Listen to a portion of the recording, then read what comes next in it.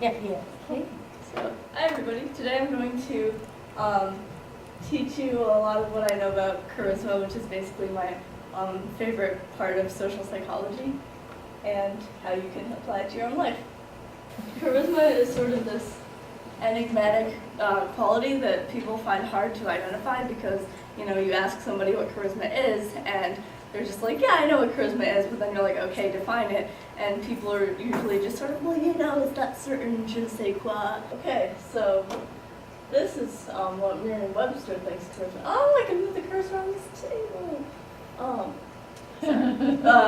Thinks charisma is a special charm or appeal that causes people to feel attracted or excited by someone, i.e. a politician or celebrity.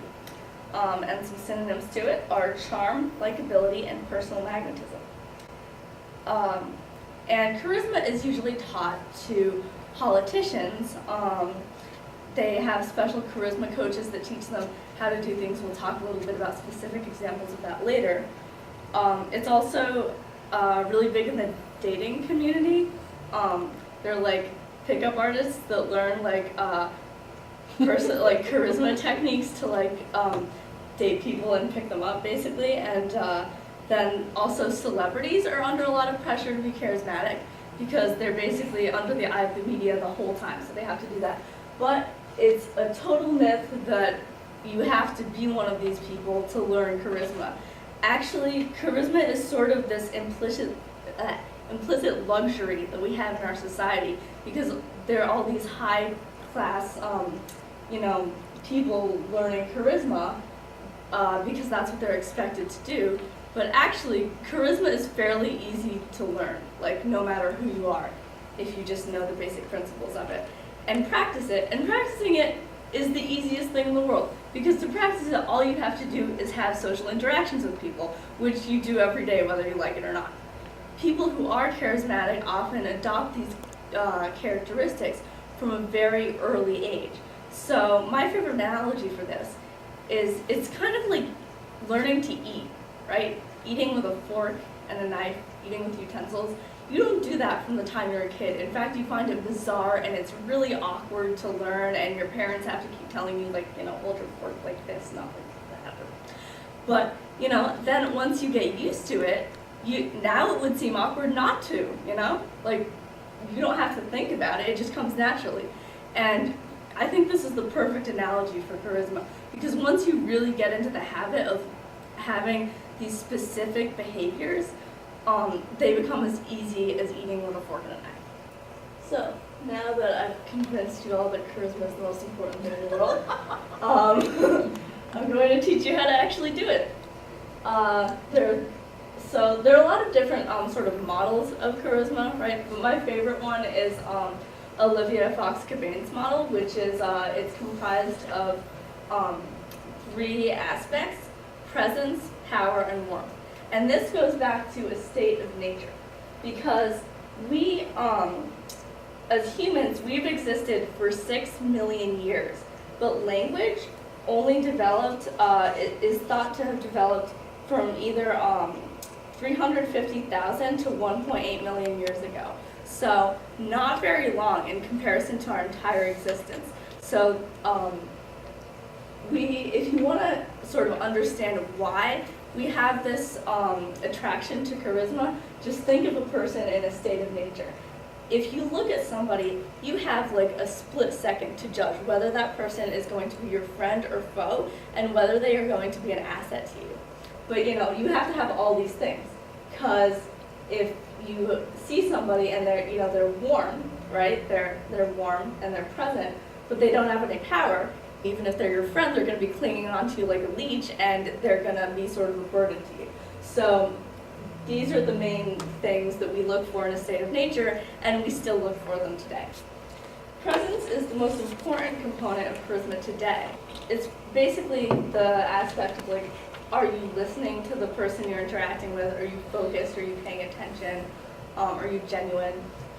And a lot of the time, people now with their little gadgets, technology, and distractions everywhere, this whole ADD epidemic, lack presence. So if you have presence, you kind of have a leg up as far as the rest of in comparison to the rest of society. Have you ever been in a conversation with someone and you weren't really listening to them? You were just kind of nodding and you were distracted by something else? Never. Never. That's good. It's also a lie. No. So yeah, that's happened to everyone. Okay. Do you think that the other person noticed? Yeah, they did. Because tiny micro expressions will flash across our faces. So even though the person you're interacting with may not explicitly see that, they'll register it subconsciously, and they'll get sort of this uneasy feeling that you're being disingenuous. To counteract that, you basically have to maintain eye contact and be really focused on what the other person is saying. And here I have a picture of my dog, because he was always very good at making eye contact. Also, full body presence. Because sometimes we live in a society where we're very sort of like glued to our seats a lot of the time, and we forget that we have a body. We feel like just sort of talking heads that are in like jars, you know, like in Futurama. So if you want to be more present, it's good to sort of always have that consciousness that you are a full person. And it's also vitally important to make the other person feel important. I have a personal story about this. I had a job interview with this scientist from a college near me, and it was a Skype interview, and the entire time she just told me about like what her scientific agenda was, and I was thinking to myself, should I like market myself at all? I mean, she's not asking any questions about me, so like should I interrupt her and start talking about myself? And then I kept going back to this and being like, no, I have to just pay attention to her the whole time. And then I got the internship, and I didn't say a single thing about myself for the whole interview. Okay, so there are tips for this. Sometimes people are boring, but you can still be present when you talk to them. What you can do is focus on their eye colors, okay? No matter how boring a person is, everybody has really cool eyes if you look at them. Yeah, and then they'll see that you're super engaged in what they're saying, they'll get excited, and then they'll actually be interested. If you find yourself not being full body engaged, if you focus just for a split second on the sensations in your toes, it'll kind of sweep your whole body head to toe, and you'll be more aware of like being a person. And it will make you, even if you don't move, you know, it kind of makes you realize, for example, if you're in a really awkward position, you realize it when you do that. And if you're not, it gives you sort of the freedom to change positions, even if you don't end up moving at all, and it makes you more present. Asking questions is good, like I did in my interview, and also make sure that they're open questions, because, you know, if you just ask people yes/no questions, it kind of just stifles the conversation. Be aware, though, that asking questions for presence is only good if you're paying attention to what the person is telling you. So if someone's talking to you and you're like, oh gosh, what's the next question I have to ask them, so I'm going to be present, you're not present. You're not there. And then minimize physical discomfort. This is a big one because a lot of us often go to job interviews with clothes that we basically never wear. And then we get there, we sit down, and we realize that we're insanely uncomfortable. Also, don't go to a job interview having to pee. If there is something that's making you uncomfortable and you can't, it's inevitable, like say you're in you're in an office and there's like light shining into your eyes. You can just say like, sorry I'm squinting, it's because the light's shining in my eyes, it has nothing to do with you. If you just come out and say that to the person, it makes a whole big difference. So I'm gonna ask everybody to stand up and take the physical stance that imagine that you were a drill sergeant, and not just any drill sergeant, you're like a 10-foot tall drill sergeant, and you're looking down at all your tiny little people that you can get to do whatever you want. Go into that posture now and just look at them, look at your people. And becoming bigger this way. Exactly. So everything you did right now, you just became bigger. And even if you're like a person with a small like physique, you can still sort of simulate that, you know, just by having an open posture, you know, because you're not afraid of these people. Some people try to think that they have to simulate power by being like very just like stern and like, you know, very intimidating all the time. But if you're truly a person who has power, like we said in the state of nature, you're going to be comfortable because you're not going to be afraid of threats coming at you because you can handle that. So you're going to be relaxed and you're going to be open. But yeah, you can also smile. A lot of people think that if you want to express power, you have to just like be intimidating, but that's not true. There's also this interesting phenomenon about eye contact where it turns out that people in power tend to make eye contact when they're talking to people, but not when they're listening. And people who are in sort of a subordinate relationship to the person they're interacting with do the opposite. They look at people when they're being spoken to, but when they talk, they evade eye contact. And so to maintain charisma, you have to do both. Make eye contact when you're being spoken to and when you're speaking. Because, if you do just the like powerful thing and not the other thing, it's like you're too narcissistic. You think you're higher than them, you don't even have to look at them. And on the other side of the spectrum, you're like their underling, and that's not good either. Yeah, so this was no, I couldn't find the actual experiment, but this is pretty similar, where the experiment was that they had people, the scientists had people take on a specific position for a minute and then just have a conversation with somebody. And they found that people with the more open postures were much more confident and trusting when, and perceived as trustworthy when they had the conversation with a competitor. So yeah, this one, most controversial. It makes people seem more charismatic in the US and less, and completely uncharismatic in Japan. So there are some cultural differences because people thought that was really rude, putting your feet up on the table.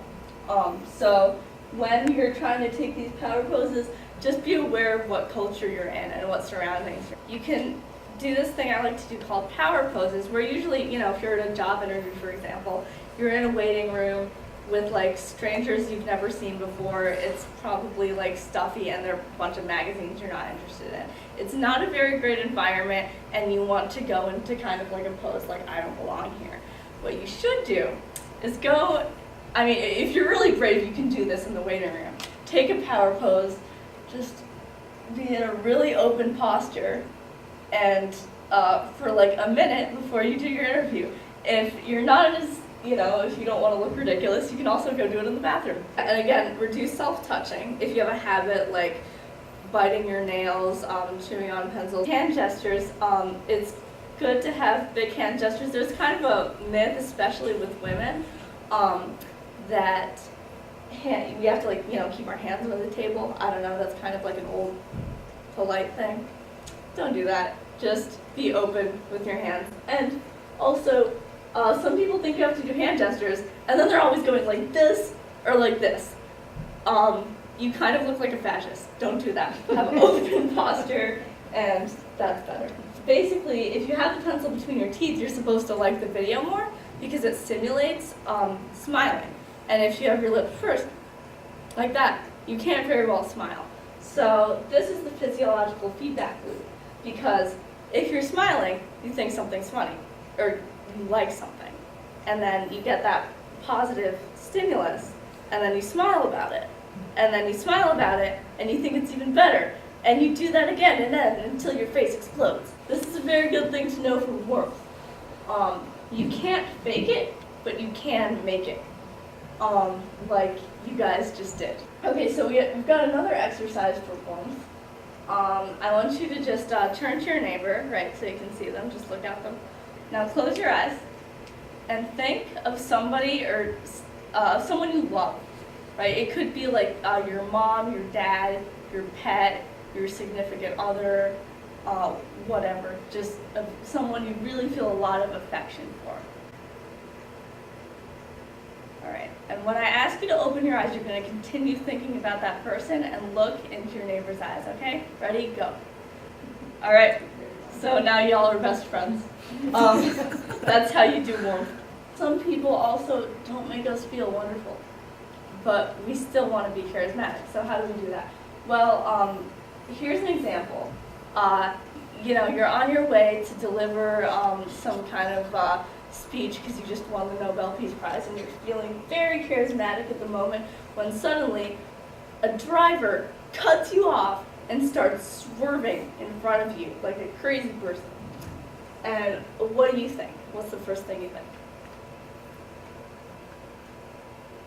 I mean, I'll tell you what you think. You're like, what an idiot, right? What a moron. Why are that so dangerous? You know, might even cuss at him. But the idea in this is that, you know, if that person throws you off and then they go away, you're never going to see them again. You have no idea why they were driving that way, okay? But then you go to your presentation and you've lost all your charisma because you can't stop thinking about that instance. So in this situation, it's in your best interest to give that person the benefit of the doubt and get that weight off your chest. What if that person in the car was actually, they had their baby in the car with them and their baby started choking, and it was all the mother could do to keep her car on the road while she was driving her baby to the hospital? That would change your perspective, right? You can like sort of simulate like a warm feeling for that person. And then there's also a letter writing activity. All right, if there's like someone that's kind of bringing you down in life and you don't feel very charismatic because you're too busy being distracted by this person who you really want to confront but you just don't have time, you can write a letter to them expressing yourself. And you know, you guys have probably already heard this one before, but then the interesting second part, which I have found to be immensely valuable, is to write their response. Because once you visualize what you want their response to be, one, you have a better understanding of what you want from them in the first place, you know, and what's feasible. And two, your mind can't really distinguish reality from fiction as far as like emotions go. So you will get the satisfaction of having had that confrontation with that person, even if you never talk to them. And then you'll be able to go do your thing and be charismatic, and then you can confront them about it later, or not, whatever you want to do. And then also, don't be afraid to express vulnerability. There's an experiment that exemplified this. Basically, there was a woman who gave like a business, like an ad for she gave like a speech advertising this blender. And she gave the exact same pitch both times. It was fairly charismatic both times, right? But she, on the second time, she spilled the thing all over herself. And you know, she was embarrassed and she cleaned it up. And then the people who watched her had to rate how much they liked her afterwards. And they actually liked her. It was a different group of people. And the group of people that saw her spill the smoothie all over herself liked her more. So it's important that if you mess up, if you have some kind of vulnerability, to not think that's going to ruin your reputation, because in fact it might even make people like you more. So it's good to notice things that happen again and again, because that's how you know, like, this is charismatic, not just this one charismatic person's weird quirk. Actually, I have a story about that. When I started analyzing people from a very young age, and when I was in 3rd grade, I wondered why people were popular. Yeah. And there was this one girl who was pretty charismatic, and she also had a habit going like this. So I assumed that was obviously what made her popular. So, like to this day, I still do that. I like consciously like took it up, and like every once in a while, I'm like going like this. I'm like, oh yeah, I remember Izzy. Anyway. But yeah, so it's good to notice patterns, you know, to make sure, because then I noticed later on that not all charismatic people go like this, so I was like, oh, I can drop it if I want to. Some people have a thing where, like, they have a weird sense of personal bubble where they're like, oh, I'm going to make gestures, but I'm just going to do it like this. And, like, I admit I have this problem to some extent. It's much more engaging to really be able to spread out. Okay, and here's some cool extra tips. These are less on the, like, whole body language physicality thing and more just like concrete things you can do. There's some words that you can use in daily speech. Because is a really important one. There are studies that show, I'll tell you the study. There were people in line to use a scanner And like in the first scenario, someone wanted to get in front, and so they said, I need to use the scanner because I need to, I need to use the scanner because I need to make some copies. The second one, the only change was I need to use the scanner, I need to make some copies. The person who said because got let in front so many more times. I forget what the actual percentage was, but it was like 60% or something pretty significant. Another one is now. If you start your sentences with now, it sort of implicitly brings people into the moment. So if they're not engaged and they're not present, you say now and they kind of wake up. Yeah? Please and thank you. You know, this should be obvious, but it's just you can never use them too much. Like also, things that seem kind of like old-fashioned. Some people don't want to say please and thank you so much. They don't want to like shake your hand.